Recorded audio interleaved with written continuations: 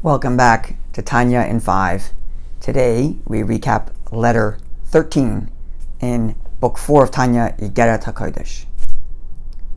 There are two ways of serving God that come from two personality types, that come from two sides of the divine system from which the soul emerges. On the one side, you have one who is very disciplined, humble, discreet. When he serves God, he does it exactly as it's supposed to be done, following the letter of the law to perfection.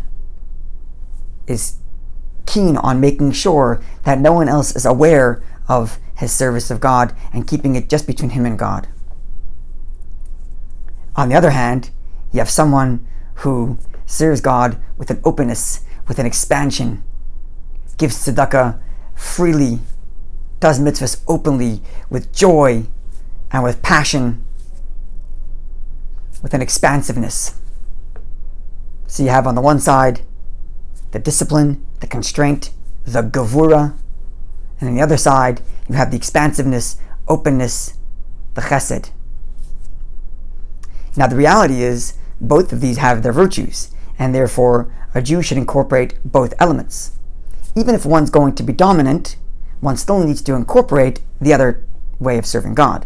So one who ordinarily is open, shares, does mitzvahs with broad arm, with broad hand, and an open mind, he too must find it within himself to, at times, serve God discreetly. Likewise, the reverse. Someone who is, by nature, disciplined, does things exactly right, exactly as it's supposed to be done, and discreetly, this person should find it within their heart to sometimes give beyond what's expected, serve God beyond the letter of the law, and push the limits of their ordinarily disciplined personality.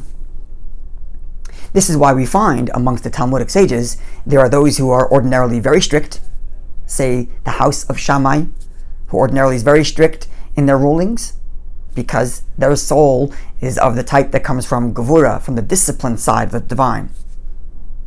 But from time to time, we find even Shammai being lenient. And likewise in the reverse, you have certain scholars, the house of Hillel, who are much more lenient. They're open, they're expansive, they're more permissive, because their soul comes from the expansive, giving, permissive side of the divine system. And yet, every now and again, we find that Hillel is the one that is strict. Now the takeaway from all of this is, when the Alter Rebbe concludes this letter, even though that conclusion is not printed in the Tanya, he appeals to Hasidim and says, even those amongst you who ordinarily serve God with discipline, with discretion, on the side of constraint, you too must find it in your heart. Dig deep and find it within you to give beyond what's expected, to give with an openness and a broadness and a sense that breaks the boundaries of our ordinary personality.